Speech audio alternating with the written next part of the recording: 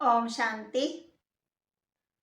बाबा कहते मीठे बच्चे, इस शरीर का भान भूलते जाओ, अशरीरी बनने की मेहनत करो, क्योंकि अब घर चलना है। प्रश्न, तुम आस्तिक बच्चे ही कौन सा शब्द बोल सकते हो? भगवान हमारा बाप है, ये आस्तिक बच्चे ही बोल सकते हैं, क्योंकि उन्हें ही बाप का परिचय है। नास्तिक तो जानते ही नहीं।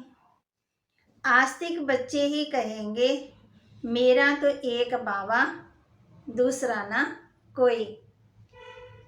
दूसरा प्रश्न, तीव्र पुरुषार्थी बनने के लिए कौन सी स्थिति चाहिए? उत्तर, साक्षी स्थिति। साक्षी होकर हर एक के पाठ को देखते पुरुषार्थ करते रहो। गीत, मरना तेरी गली में, जीना तेरी गली में। कौन सी गली में? ओम शांति। मरना किस में और जीना किस में है, ये आज हम चिंतन करेंगे। ये उन्होंने कहा, जीव की आत्मा ने कहा जो सम्मुख बैठे हैं। यहाँ ये नहीं कह सकते कि आत्मा बैठी है। नहीं, जीव आत्मा बैठी है। बाप ने समझाया है कि आत्मा ही शरीर द्वारा कार्य करती है। इसको कहा जाता है देही अभिमानी। देह में रहने वाले अपने परम प्रिय परमात्मा को कहते हैं कि हम आत्मा अब आपके गले का हार बनेंगे, अर्थात हम ये शरीर छोड़ आपके पास जाएंगे। बाप ने समझाया है, जैसे तुमने देखा है मूल वतन में सिजरा है, पहले पहले है शिव।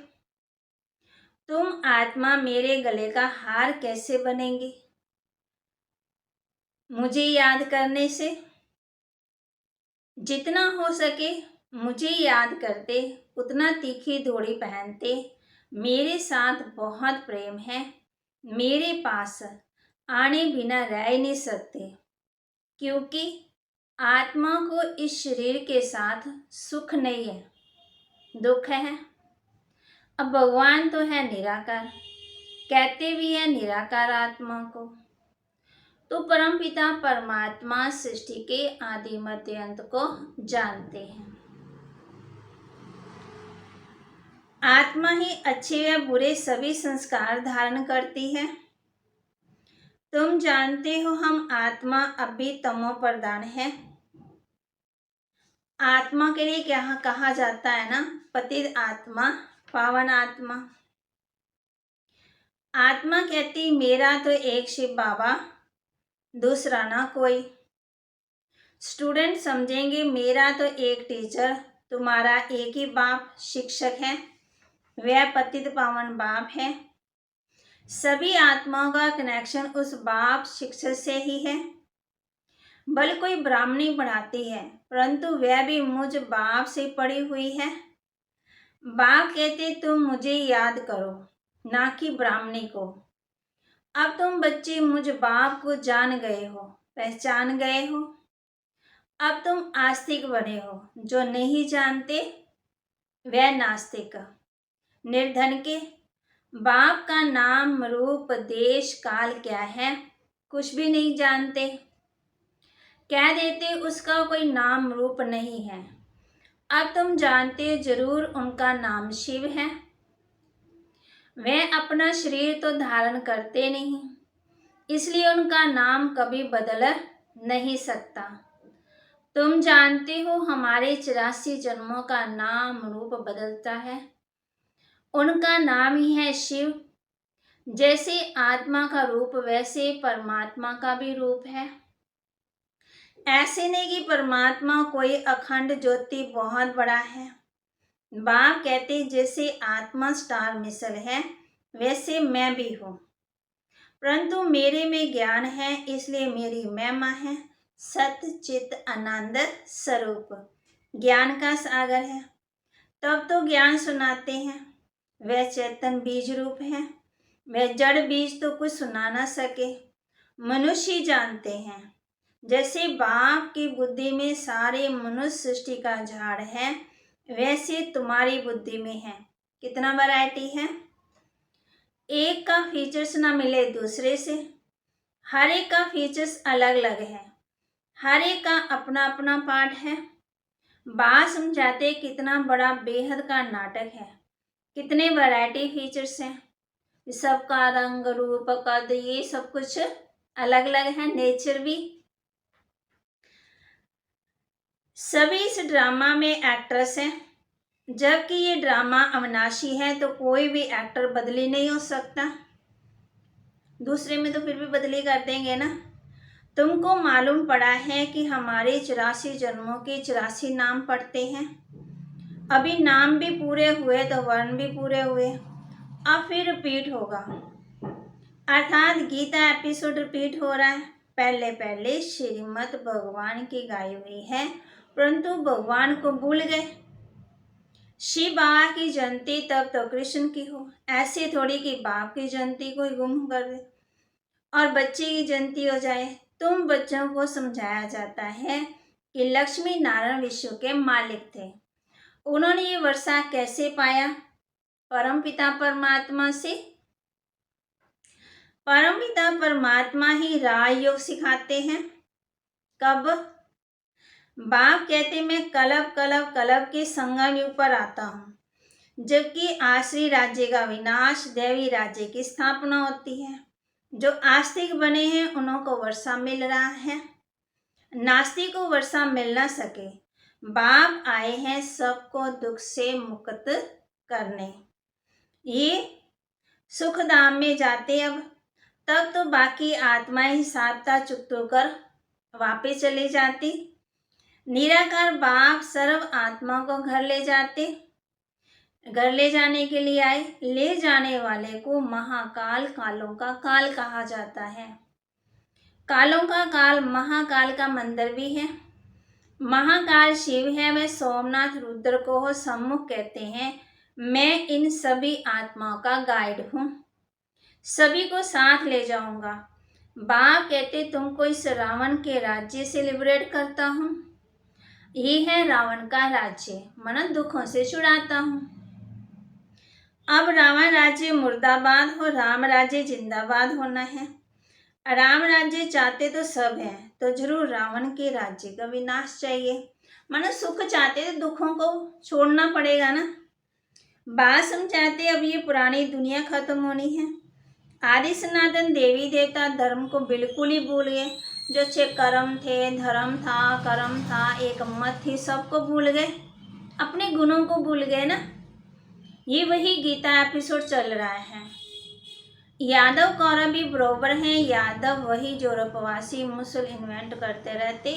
ये भी लिखा हुआ है इंटरनेशनल लड़ाई में सब खत्म होंगे। कोई अपने आदि सनातन देवी देवता धर्म को नहीं जानते।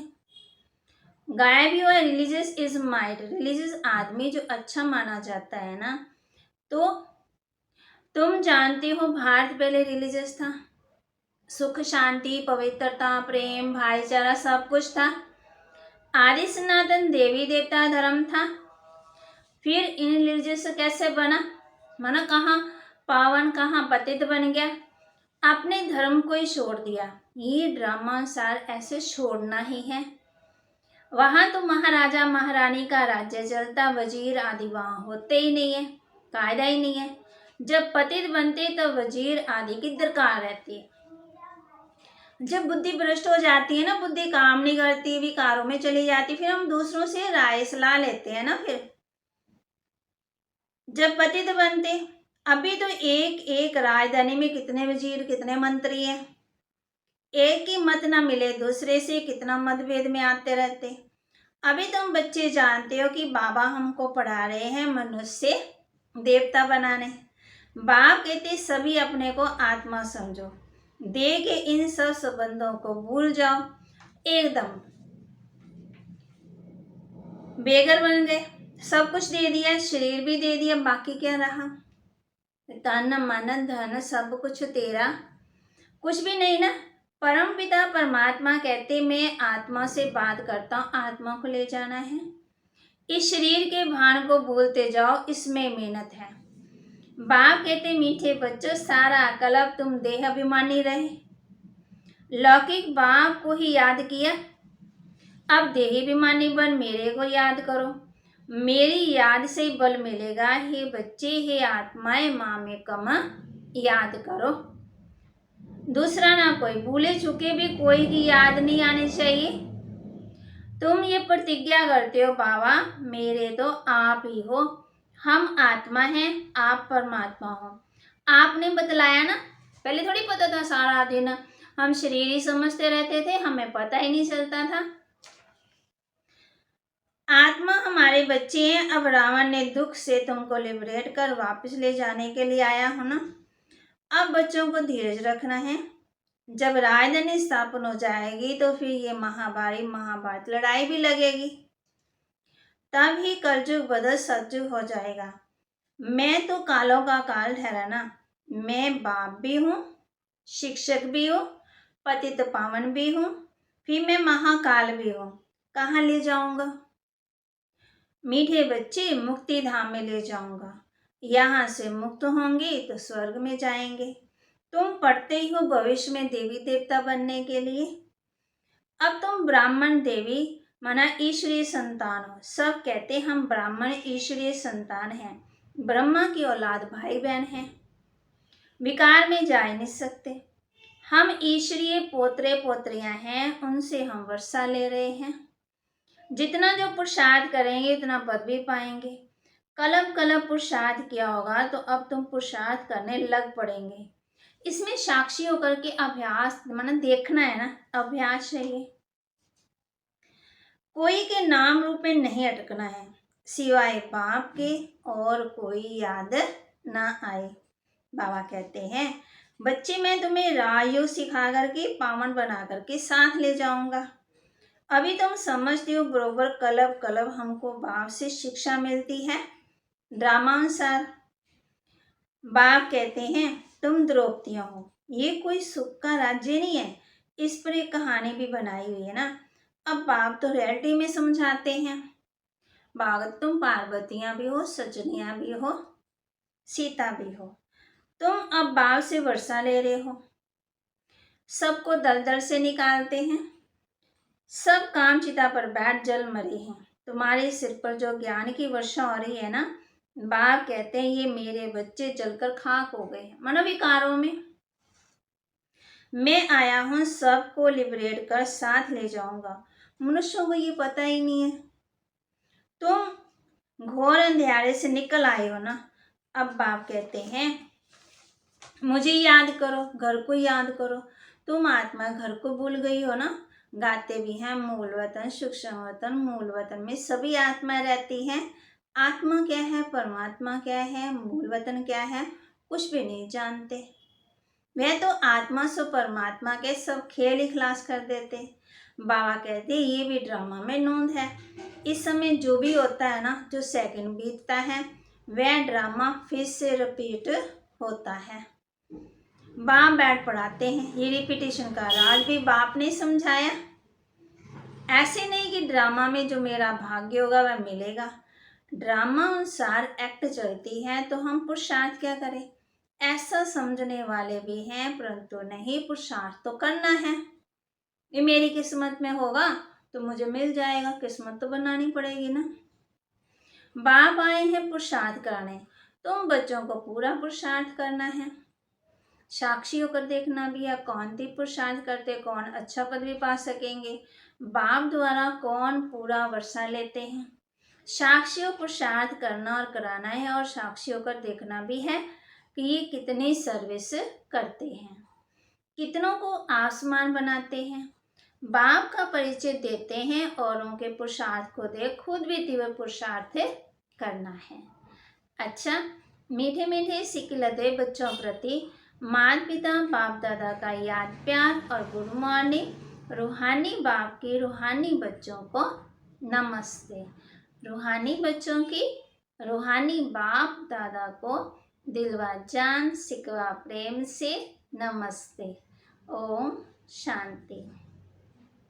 धारणा के लिए दे और दे के संबंधों को भूल पूरा बेघर बनना है।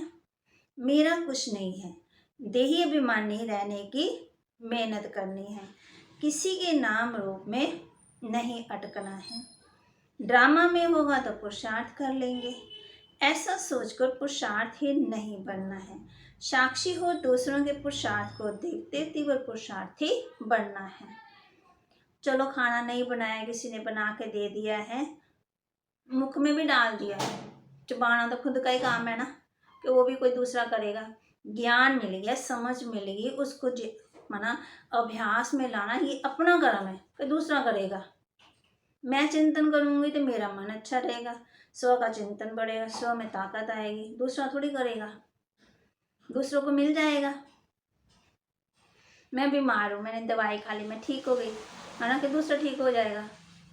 नहीं, अपना पुरुषार्थ, माना बाबा कहते दूसरों के पुरुषार्थ को देख रुक भी नहीं जाना, अपना पुरुषार्थ करते रहना, तीव्र पुरुषार्थी बनना है।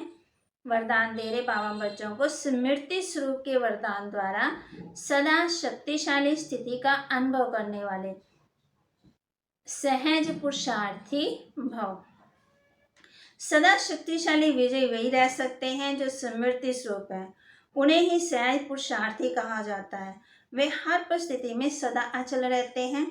बल कुछ भी हो जाए, परिस्थिति रूपी बड़े से बड़ा पहाड़ भी आ जाए, संस्कार टक्कर खाने के बादल भी आ जाए, प्रकृति भी पेपर ले, लेकिन अंगद समान मन बुद्धि रूपी पांव को हिलने नहीं देना है। माना मन में कोई हलचल नहीं होनी चाहिए।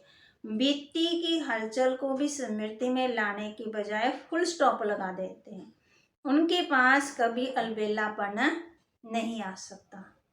किनके पास? जो बीती बातों को क्या करते हैं? फुल स्टॉप, मन को हलचल में नहीं लाते हैं। स्लोगन, ज्ञान की पराकाष्ठा पर पहुंचना है तो गुप्त रूप से पुरुषार्थ करो। माना उच्च स्तर चिंतन है ना, और माना हर बात के विस्तार में जाना ना ज्ञान की। फिर इसमें क्या करना है? हमने गुप्त पुरुषार्थ करना है ना।